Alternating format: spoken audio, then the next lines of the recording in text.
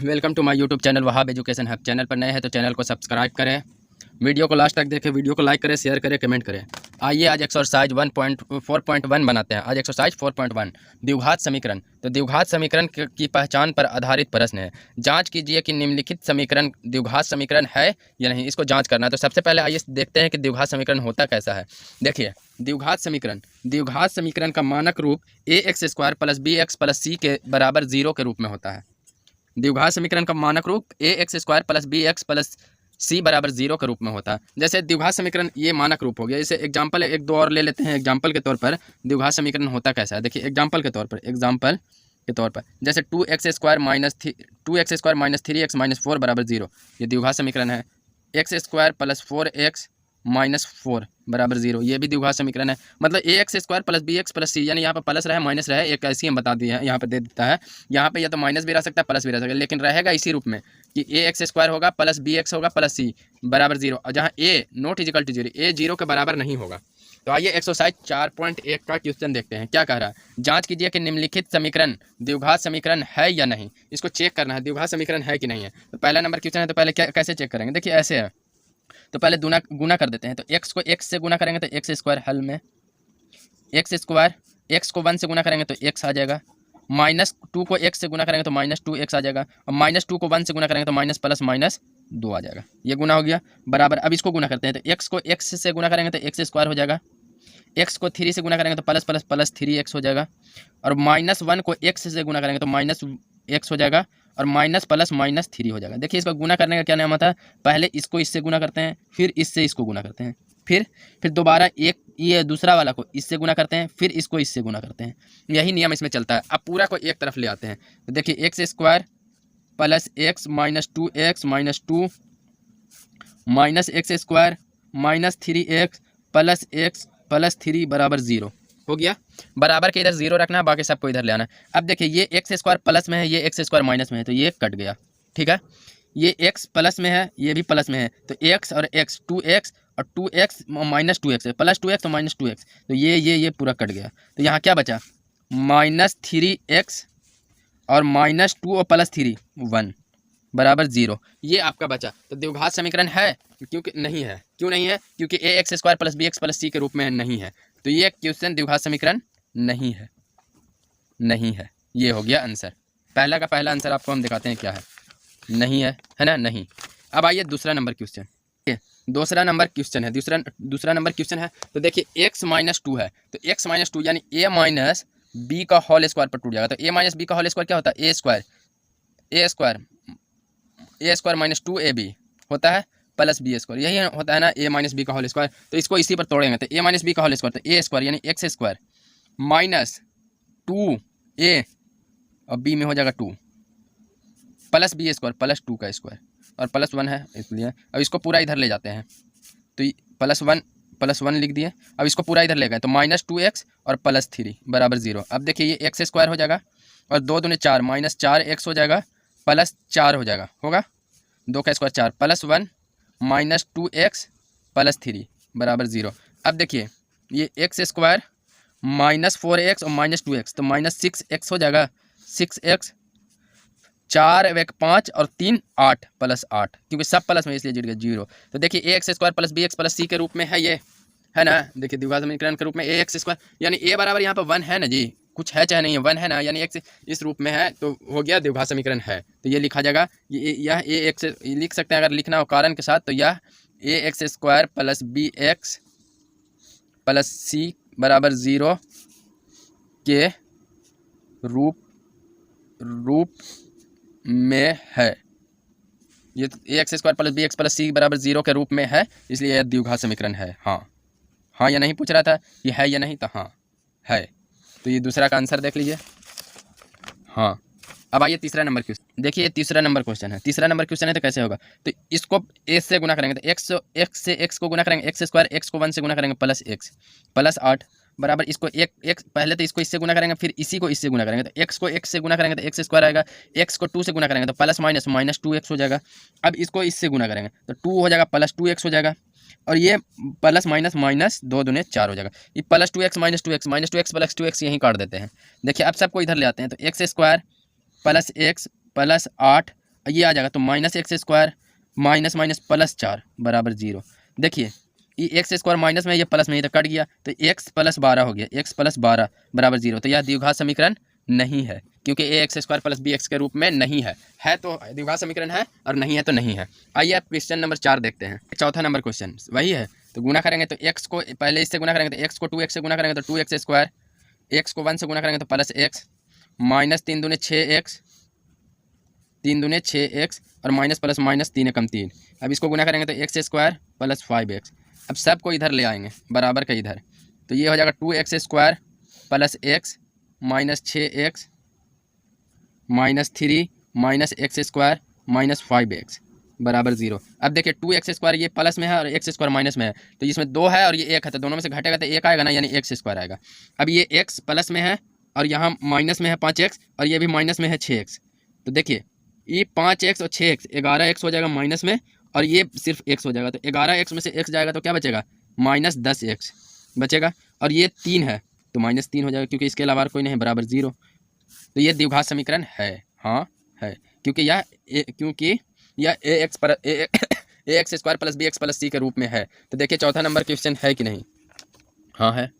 पाँचवा नंबर पे आते हैं। पाँचवा नंबर अब देखते हैं क्वेश्चन। पाँचवा नंबर क्वेश्चन क्या है, देखिए पाँचवा नंबर क्वेश्चन यही है। देखिए एक्स इंटू 2x और एक्स स्क्वायर है, गुना कर देंगे हल में। गुना हुआ तो एक्स को 2x से गुना करेंगे तो 2x स्क्वायर, एक्स को 3 से गुना करेंगे तो प्लस 3x हो गया इधर। अब इसको इधर ले आते हैं, माइनस एक्स स्क्वायर माइनस 1 बराबर 0। तो ये 2x स्क्वायर में से एक्स स्क्वायर जाएगा तो एक्स स्क्वायर बचेगा, प्लस 3x माइनस 1 बराबर 0। तो ये क्या है, a x square plus b x plus c के रूप में है ना, a x square plus b x plus c बराबर 0 के रूप में है, तो द्विघात समीकरण है, हाँ है द्विघात समीकरण। देखिए पाँचवा नंबर आंसर देख लेते हैं। पाँचवा का भी हाँ है। छठा नंबर क्वेश्चन आते हैं।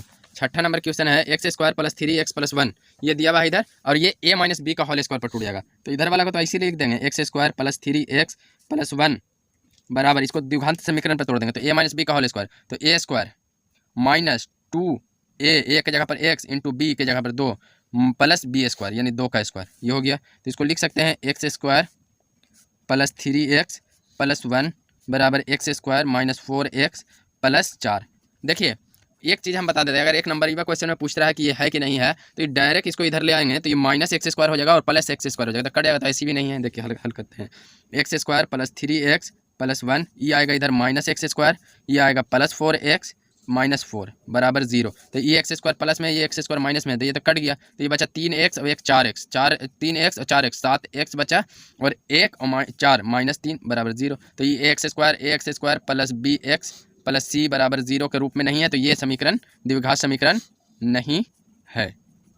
ये हो गया छठा नंबर। पाँचवा नंबर, ये छठा नंबर क्वेश्चन है, छठा नंबर। अब आइए सातवां नंबर क्वेश्चन। छठा का आंसर अगर देखना चाहते हैं दिखा देते हैं आपको, ऐसे आंसर है, छठा नहीं है। अब आइए सातवां नंबर क्वेश्चन। सातवां नंबर क्वेश्चन एकदम ऐसे दिया, सीधे सीधे गुना करना है। तो एक को x से गुना करेंगे एक्स स्क्वायर, एक्स को 1 से गुना करेंगे माइनस एक्स, 1 को x से गुना करेंगे प्लस एक्स, 1 को 1 से गुना करेंगे प्लस माइनस माइनस 1, यानी प्लस 1 को प्लस एक्स से गुना करेंगे तो प्लस एक्स, और यहाँ प्लस एक्स को माइनस 1 से गुना किया तो प्लस माइनस माइनस एक्स हो गया बराबर। अब एक्स को x से गुना करेंगे तो एक्स स्क्वायर, एक्स को 3 से गुना करेंगे तो plus 3x, 2 plus 2x plus 3 दूनी 6। अब देखिए सबको एक्स स्क्वायर माइनस प्लस में है तो इसको काट दिए, एक्स माइनस प्लस में है। अब देखिए एक्स स्क्वायर माइनस 1 इधर आया, minus x square minus 3x minus 2x minus 6 बराबर 0। एक्स स्क्वायर प्लस में है, एक्स स्क्वायर माइनस में कट गया, minus 3x minus 2x minus 5x और माइनस 1 और माइनस 6 माइनस 7 इजिकल टू 0। तो ये नहीं है, क्योंकि a x square plus b x के रूप में नहीं है। द्विघात से ए एक्स स्क्वायर है, इसमें एक्स स्क्वायर में कोई है नहीं है, क्योंकि एक्स स्क्वायर नोट बराबर 0 होना चाहिए। अब देखिए सातवां नंबर क्वेश्चन हो गया।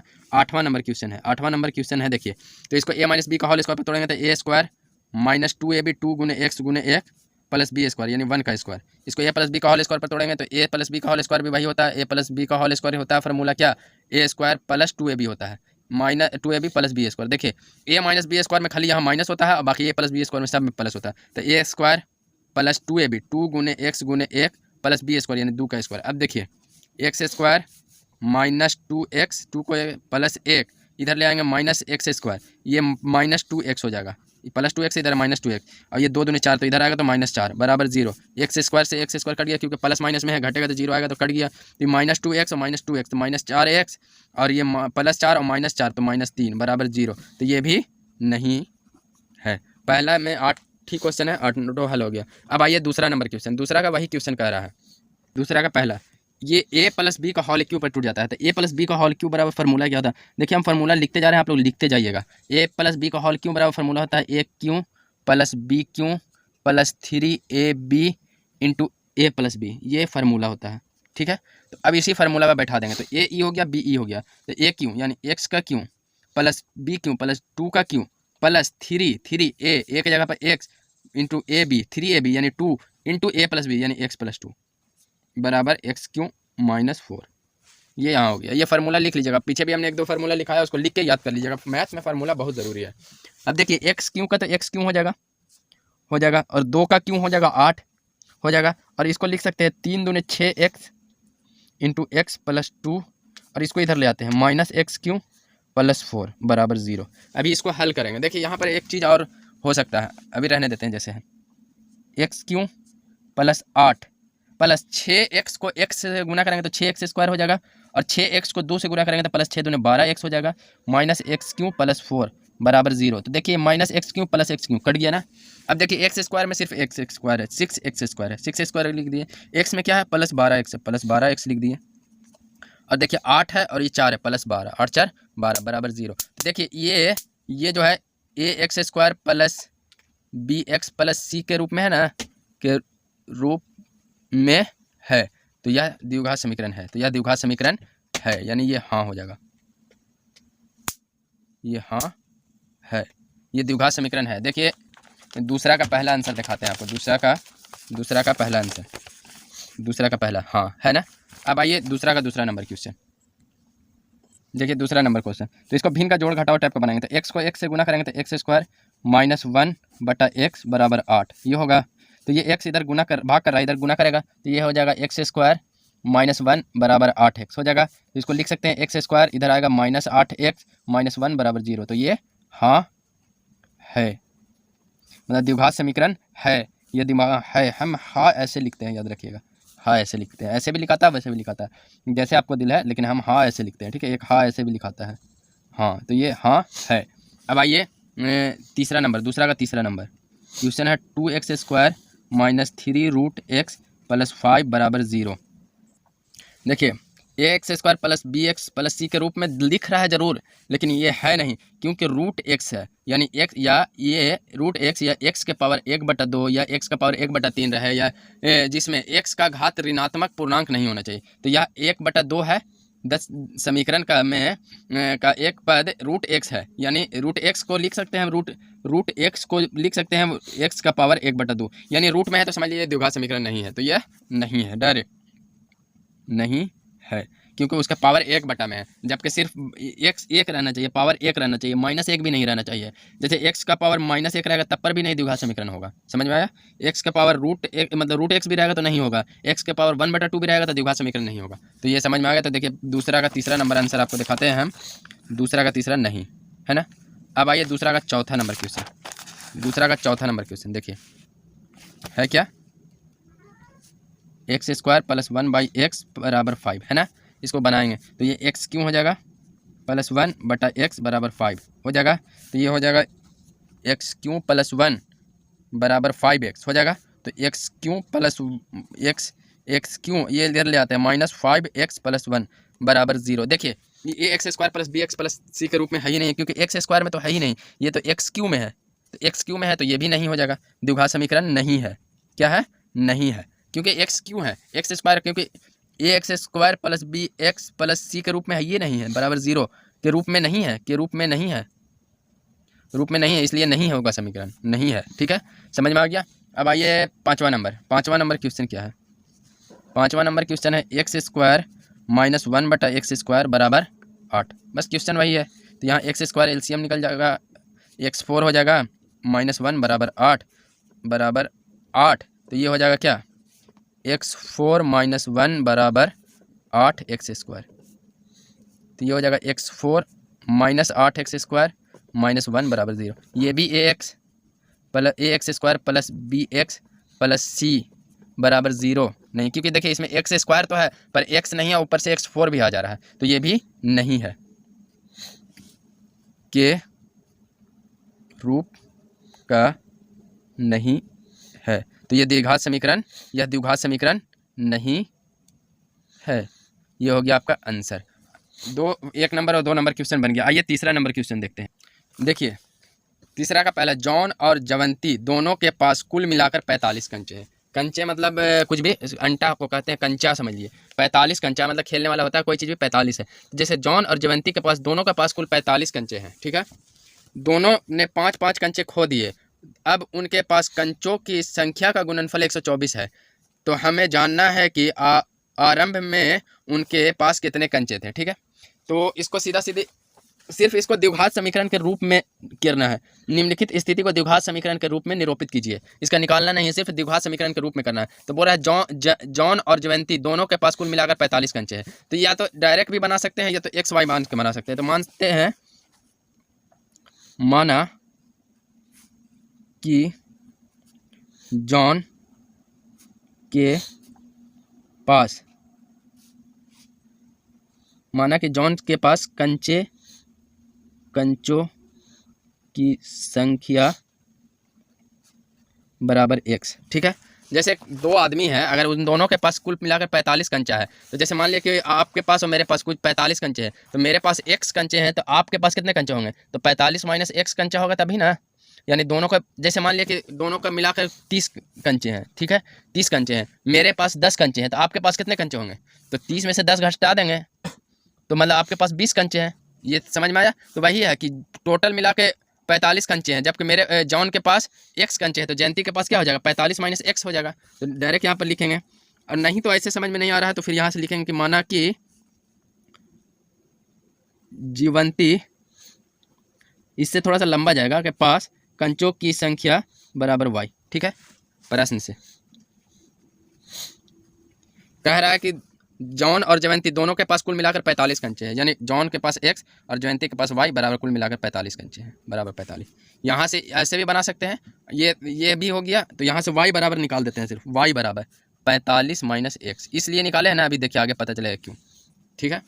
अब ये हो गया y बराबर। अब ये बोल रहा है कि दोनों 5-5 कंचे खो देते हैं, तो जॉन 5 कंचे खोएगा तो कितना होगा? अब जॉन जब 5 कंचा खोया तो कितना हो जाएगा? 5 कंचा खोएगा तो x माइनस 5 हो जाएगा ना। मेरे पास 10 कंचा था, 5 खो गया, तो 10 में से 5 घटा देंगे। जॉन के पास x माइनस 5 बचा। और जयवंती के पास, जयवंती के पास कितना कंचा हो जाएगा? y माइनस 5 होगा ना, y माइनस 5 होगा। तो y, क्योंकि हमको द्विघात समीकरण के रूप में तोड़ना है इसको, इसलिए ना हम सिर्फ या तो x में रख सकते हैं या तो y में रख सकते हैं, ठीक है।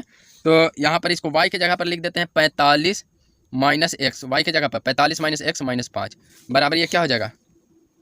40 माइनस एक्स। देखिए ऐसे माने। अब अगर वैसे मानते हैं कि माना कि जॉन के पास कंचों की संख्या x और तो जयंती के पास कंचों की संख्या क्या हो जाएगा? जैसे हम बताएं कि मेरे पास अगर कुल 30 कंचे हैं, ठीक है, कुल 30 कंचे हैं, उसमें से मेरे पास 10 कंचे हैं, तो आपके पास कितने कंचे होंगे? तो 30 माइनस 10। तो इस हिसाब से अगर जयंती के पास रख सकते थे तो 45 माइनस एक्स रख सकते थे ना, कि 45 माइनस एक्स भी हो सकता है। तो यहाँ पे अगर दोनों में 5-5 घटता है तो इसको भी 45 माइनस एक्स घटाते हैं, 45 माइनस एक्स माइनस 5 करते हैं तो 40 माइनस एक्स। बात वही आता, खाली थोड़ा सा लंबा गया, डायरेक्ट हो जाता, ठीक है। अब बोल रहा है कि अब उनके पास कंचों की गुणनफल 124 है, 5-5 खोने के बाद। तो जैन 5 खोया तो क्या हुआ? कंचा x माइनस। अब पुनः प्रश्न से अब पूरा प्रश्न क्या कर रहा है कि दोनों खोया तो को गुणनफल 124 है, यानी x माइनस 5 इंटू गुणनफल बने गुणनफल 40 माइनस एक्स बराबर 124। अब इसको हल कर दीजिए, आपका आंसर आ जाएगा डायरेक्ट। तो x को 40 से गुना करेंगे 40x, x को x से गुना करेंगे माइनस एक्स स्क्वायर, 5 को 40 से गुना करेंगे तो माइनस 4 5 20 200, और 5 को माइनस माइनस प्लस 5x बराबर 124। अब सबको इधर ले आते हैं, तो 40x, देखिए ये 40x है, ये 5x है, तो इसको 45x लिख सकते हैं माइनस एक्स स्क्वायर, ठीक है, और 2 माइनस 200 और ये माइनस 124 बराबर 0। तो इसको अब हम लिख सकते हैं minus x square plus 45x, ठीक है, और 200 और 124 जोड़ देंगे तो 4 का 4 और 2 का 2 और 324 बराबर 0। ये देखिए इतना भी आंसर आप लिख सकते हैं, लेकिन देखिए इसमें आंसर इतना नहीं दिया हुआ है। अब कहिएगा कि देखिए यहाँ हमारा सब आ रहा है लेकिन माइनस में आ रहा है, तो यहाँ से माइनस हटाने के लिए, क्योंकि यहाँ पर माइनस रहेगा तो खूबसूरत नहीं लगता है, इससे माइनस हटाने के लिए माइनस से पूरा में गुना कर देंगे। पूरे में माइनस से गुना करने पर, अब देखिए इसमें से माइनस से गुना करेंगे तो minus minus plus x square और माइनस प्लस माइनस 45x और माइनस माइनस प्लस 324 और जीरो में तो किसी भी अंक से गुना करेंगे, कोई भी माइनस प्लस से तो जीरो। तो यही आपका आंसर हो गया। देखिए आपका आंसर दिया हुआ है तीसरा का पहला, x square minus 45x plus 324 बराबर 0। जहाँ जॉन के पास मार्बलों की संख्या एक्स, जहाँ एक्स जॉन के पास मार्बल या कंचे, बात बराबर हो गया, जो कि क्वेश्चन दिया हुआ है। अब आइए दूसरा नंबर क्वेश्चन देखिए। एक दुकानदार 80 रुपये में कुछ किताबें खरीदती है। यदि किताब का मूल्य 1 रुपये कम होता है तो वह उसी राशि में 4 किताब अधिक खरीद लेता है। यानी किताब का मूल्य 80 रुपये में कुछ किताब खरीदता है, लेकिन अगर किताब का मूल्य कम होता है 1 रुपये, तो वो 80 रुपये में 4 किताब अधिक खरीदता है। तो आइए इसको देखते हैं कैसे बनाएंगे। तीसरा का दूसरा नंबर क्वेश्चन, दूसरा नंबर, ठीक है। माना कि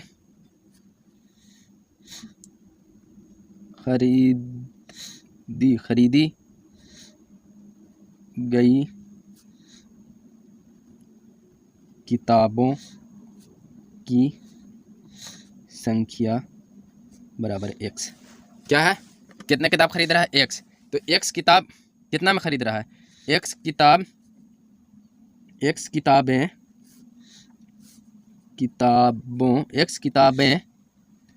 या किताबों कुछ भी लिख सकते हैं, या x किताबें लिखें, किताबों की संख्या, ये ठीक है, किताबों की संख्या। x किताबें खरीदता है, x किताबें खरीदता है कितना में भाई, 80 रुपये में। तो एक किताब का दाम क्या हो जाएगा, x किताबें खरीदता है 80 रुपये में, एक किताब खरीदता है कितना में, 80/x में। x किताबें खरीदता है 80 रुपये में, तो एक किताब खरीदेगा कितना, 80/x में, ठीक है। अब एक किताब का दाम हो गया ये, पहले ये x किताब का दाम 80 रुपये था, एक किताब का दाम 80/x। क्यों, जैसे मान लिया कि 4 किताब का दाम 10 रुपये, 4 किताब का दाम 100 रुपया है, तो एक किताब का दाम कितना होगा, 25 रुपया होगा ना, यानी एक किताब का दाम कितना हो जाएगा, 100/4, तो 4 25। तो यही हम कर दिए, ठीक। तो अब क्या कह रहा है क्वेश्चन, क्या कह रहा है, प्रश्न से आते हैं, प्रश्न क्या कह रहा है, यदि किताब का मूल्य 1 रुपये कम हो जाए, तो किताब का मूल्य कितना था, 80/x था। एक किताब का मूल्य, यदि किताब का मूल्य में 1 रुपये कमी हो जाए, तो किताब का मूल्य कितना था, 80/x, तो इसमें 1 रुपये कमी आ गया, ठीक है। देखिए जो कह रहा है उसी में क्वेश्चन कहते हैं, 1 रुपये कम गया तो वो कितने किताब अधिक खरीद रहा है, तो बोल रहा है कि वो किताब की संख्या 4 अधिक खरीद रहा था। पहले x खरीद रहा था, अब कितना खरीद रहा है, x + 4 किताबें अधिक खरीद ले रहा है, ठीक है। कितना में भाई, उतने ही रुपये में। तो एक किताब का मूल्य इतना है और इतना किताब x + 4 किताब खरीद रहा है कितना में भाई, 80 रुपये में, तो दोनों गुना होगा ना। एक किताब का मूल्य इतना, 80/1, यानी एक किताब का मूल्य मान लिया कि 2 रुपये है और 4 किताब खरीद रहा है, ठीक है। तो टोटल कितना हो जाएगा, तो 2 × 4 तो 8। तो वही बोल रहा है कि एक किताब का मूल्य इतना है और टोटल किताब x + 4 खरीद रहा है, तो वो बराबर 80 रुपये, 80 रुपये में खरीद रहा है। क्वेश्चन ही कह रहा है कि 4 किताब उतने ही में खरीदता है, वही राशि में खरीदता है। अब इसको गुना कर देते हैं, तो देखिए इसको पहले इससे गुना करेंगे, यानी 80/x × x, इसको x से गुना, इसको फिर प्लस 80/x × 4 होगा। इसको हम डायरेक्ट भी कर देते, लेकिन डायरेक्ट में समझ में नहीं आता, इसलिए x को माइनस यहाँ से कर दिया, -x और माइनस प्लस -4 बराबर 80। ये हो गया, समझ में आया। अब देखिए ये x से ये x कट जाएगा क्योंकि भाग में है ना, ये 1/x है और ये x है ऊपर, तो ऊपर नीचे है तो कट जाएगा, तो ये बचेगा 80 प्लस 8 चौके 32, यानी 320/x हो जाएगा, माइनस ये x हो जाएगा, -4 हो जाएगा। अब ये 80 को इधर प्लस में इधर ले आएंगे तो -80 हो जाएगा, इधर हो जाएगा बराबर 0। अब देखिए ये +80 है ना, ये +80 और ये -80 है, तो +80 -80 काट देते हैं, खत्म हो गया। अब यहाँ पे बचा, देखिए अब यहाँ से x क्या करेंगे, x LCM ले लेंगे, तो ये हो जाएगा 320 x - x² -4x बराबर 0। ये हो गया।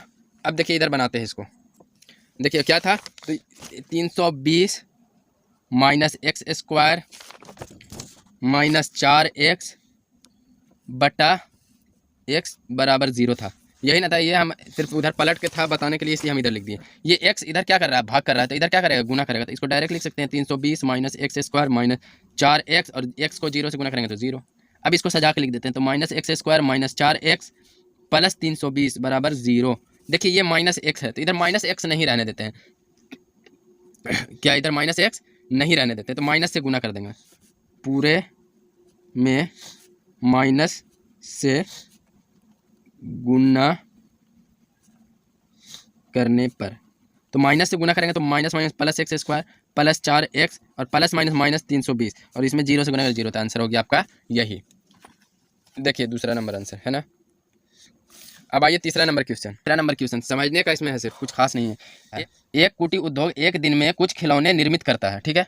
ये प्रत्येक खिलौने में उत्पादन मूल्य ₹55, उत्पादन मूल्य पूछ रहा है, बता रहा है उत्पादन मूल्य रुपए में 55 में से एक दिन में निर्मित खिलौनों की संख्या को घटाने से प्राप्त संख्या के बराबर है। मतलब कि क्या बोल रहा है, ये प्रत्येक खिलौने का उत्पादन मूल्य, यानी एक खिलौने का जो उत्पादन में मूल्य लग रहा है वो 55 में से एक दिन में निर्मित खिलौने की संख्या को घटाने के प्राप्त के बराबर होता है, ठीक है।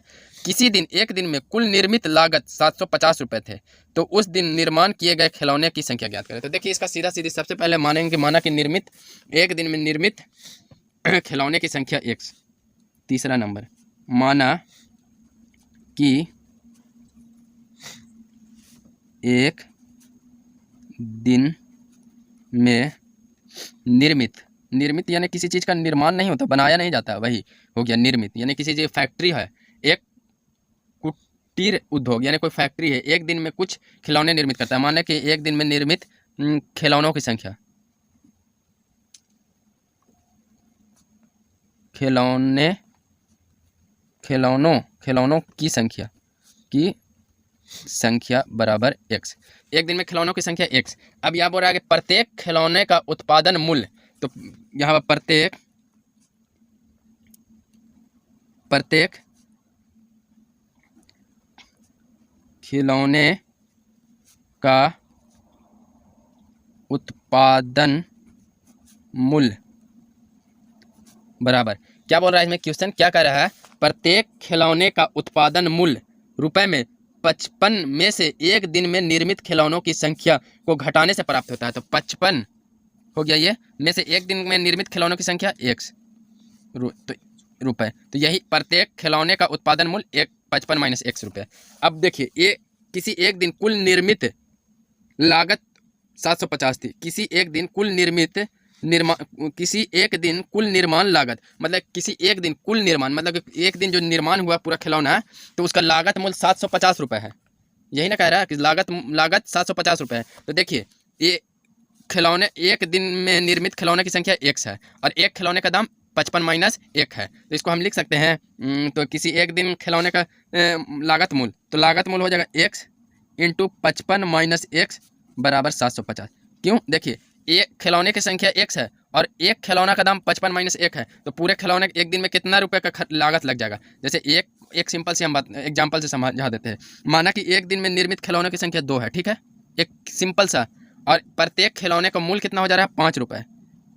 तो उस दिन अगर एक दिन में अगर 2 नहीं, मान लिया कि 100 है, 110 है, ठीक है, और एक खिलौने का मूल्य 55 है, तो एक दिन में कितना, एक खिलौने का मूल्य 5 रुपये है बोलो, और एक खिलौने का मूल्य कितना है 5 रुपये है, और एक दिन में कोई फैक्ट्री है जो 110 खिलौना बना रहा है, तो 5 दिन में कितना होगा 110 गुने 5 यानी 550, तो इसको 550, तो वही एक दिन में 750 रुपये बता रहा है यहाँ पर, तो वही डायरेक्ट 750 लिख दें, इसको आप गुना कर देते हैं, तो ये हो जाएगा 55x minus x square minus 750 बराबर 0।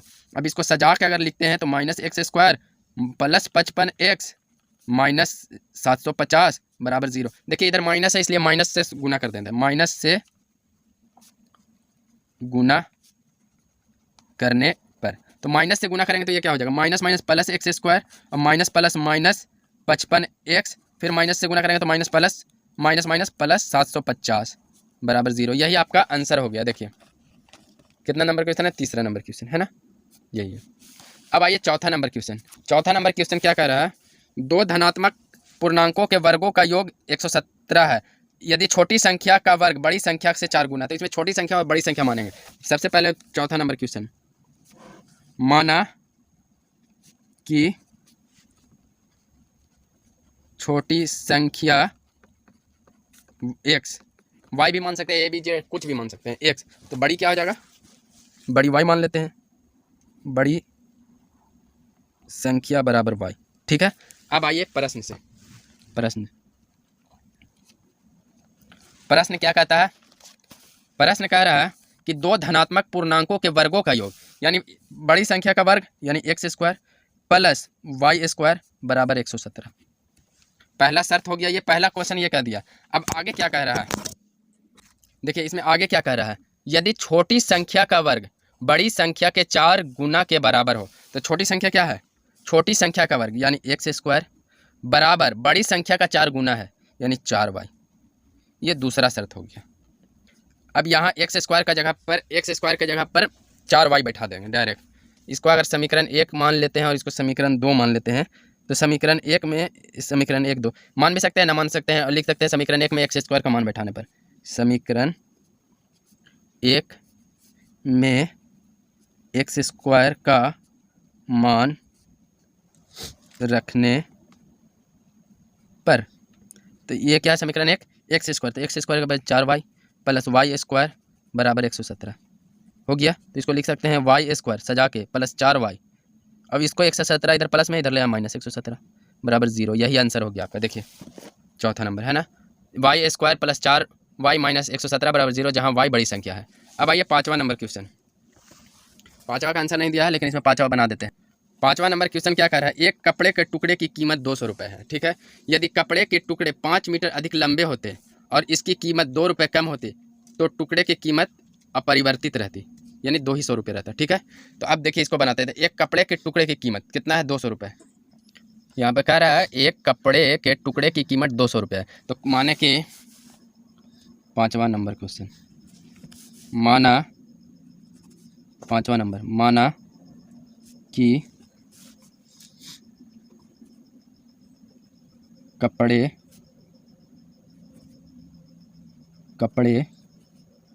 के टुकड़े की लंबाई बराबर x मीटर। ठीक है, तो बोल रहा है x मीटर कपड़े के टुकड़े की लंबाई कितना है, x मीटर कपड़े के टुकड़े की कीमत कितना बोल रहा है, 200 रुपये। यही ना क्वेश्चन कह रहा है कि एक कपड़े के टुकड़े की कीमत 200 रुपये है। तो x मीटर कपड़े के, यहाँ पर लिखते हैं x मीटर लंबा कपड़े की कीमत 200 रुपये। ठीक है, तो 1 मीटर लंबे कपड़े की कीमत बराबर 200 बटा x। यही ना हो जाएगा, क्या है कि किसी भी से अगर यहाँ पर एक नियम लगता है, इसको एक नियम कहते हैं, जिसमें 1 मीटर लंबे कपड़े की कीमत 200 रुपये है, तो 1 मीटर लंबे कपड़े की कीमत 200 बटा x क्यों करते हैं। जैसे मान लिया कि 10 मीटर लंबे कपड़े की कीमत 100 रुपये रहता है, 10 मीटर लंबे कपड़े की कीमत 100 रुपये रहता है, तो 1 मीटर लंबे कपड़े की कीमत कितना होता है, 10 रुपये, यानी तो यहीं से ऐसे हो गया। अब प्रश्न क्या कहता है, प्रश्न चाहते हैं, प्रश्न कह रहा है यदि कपड़े के टुकड़े 5 मीटर अधिक लंबे हो। ठीक है, कपड़े के टुकड़े 5 मीटर अधिक लंबे हो, यानी पहले कपड़े का टुकड़ा कितना था, x मीटर, अभी लंबा कितना हो, x प्लस 5 मीटर लंबा हो। ठीक है, x प्लस 5 मीटर लंबा हो और मूल लंबा होता और इसकी कीमत 2 रुपये कम होती, तो टुकड़े की कीमत अपरिवर्तित रहती, यानी 200 रुपये रहता। यानी इसका 200 बटा x जो मूल था, इसमें कीमत 2 रुपये कम होता। ठीक है, तो ये इतना मीटर लंबा इतना रुपये के हिसाब से बिक रहा है। जैसे देख लीजिए यहाँ पर एक हम बता दे रहे हैं, यानी x प्लस 5 मीटर लंबा कपड़ा इतना रुपये पर मीटर के हिसाब से बिच रहा है। तो ये यहाँ पे देखिए, पहले तो 1 मीटर कपड़े के मूल्य 200 बटा x था, लेकिन अब कह रहा है कि 2 रुपये कीमत कम गया, यानी 1 मीटर कपड़े का कीमत कितना हो जा रहा है, 1 मीटर कपड़े की कीमत कितना हो जा रहा है अब 200, 1 मीटर कपड़े की कीमत अब कितना हो जा रहा है, 200 बटा x माइनस 2 हो रहा है। ठीक है, तो 1 मीटर कपड़े का है, तो x प्लस 5 मीटर कपड़े का कितना हो जाएगा, तो 200 बटा x minus 2 into x plus 5। अब देखिए ये कैसे होगा, जैसे मान लिया कि 1 मीटर कपड़े का कीमत कितना होता है, 5 रुपये होता है, तो 10 मीटर कपड़े का कीमत क्या हो जाता है, 5 गुने 10 यानी 50 रुपये हो जाता है ना। बस इसी नियम पर हुआ ये, तो ये दोनों का गुना कर दिए। ठीक है, कि इतना मीटर कपड़े का कीमत इतना मीटर कपड़ा है और एक मीटर कपड़े का कीमत इतना है, तो कुल गुना कर दिए तो कुल मूल्य कितना आ जा रहा है, 200 रुपये हो रहा है, बराबर 200। अब गुना कर दिए, समीकरण आ जाएगा आपका, एक्स को इससे गुना करेंगे तो एक्स इंटू 200 बटा एक्स, एक्स को करेंगे तो -2x हो जाएगा, एक्स को 2 से गुना करेंगे तो -2, ये हो जाएगा +5 गुने 200 बटा एक्स, और प्लस माइनस माइनस 5 दूनी 10, और ये इधर आ जाएगा -200 बराबर 0। ये एक्स से एक्स कट गया, कट गया, कट गया। अब ये हो जाएगा 200 -2x लिख देते हैं इसको, प्लस 5 दूने 10 यानी 250,000 बटा एक्स, -10 -200। देखिए ये +200 ये -200 कट गया, कट गया। अब एक तिरछा एक्स से बराबर इधर 0 हो गया, ठीक है। तो इसको अब एलसीएम लेंगे तो एक्स, तो ये हो जाएगा -2x² हो जाएगा, और ये हो जाएगा +1000 -10x हो जाएगा बराबर 0। देखिए हो गया, क्योंकि ये तो कट गया, मतलब भिन्न का जोड़ बना दिए। तो इसको -2x² -10x सजा के लिख रहे हैं +1000, और ये एक्स इधर भाग कर रहा है, इधर गुना करेगा तो 0 से गुना करेगा तो 0 आ जाएगा, ठीक है। अब ये माइनस है तो माइनस से गुना कर देंगे, माइनस से गुना करने पर, तो माइनस से गुना करेंगे तो माइनस माइनस प्लस हो जाएगा 2x² और minus minus plus 10x plus minus minus 1000 बराबर 0। यही आंसर हो गया। तो तीसरा का 5वां आंसर नहीं दिया हुआ है। इसी के साथ ये चैप्टर यहीं समाप्त होता है। अगले नेक्स्ट चैप्टर के लिए मेरे चैनल को सब्सक्राइब करके बेल आइकन को दबा लें, और मेरे वीडियो अच्छा लगा हो तो लाइक करें और शेयर करें और दूसरों तक कमेंट करें। जय हिंद, जय भारत।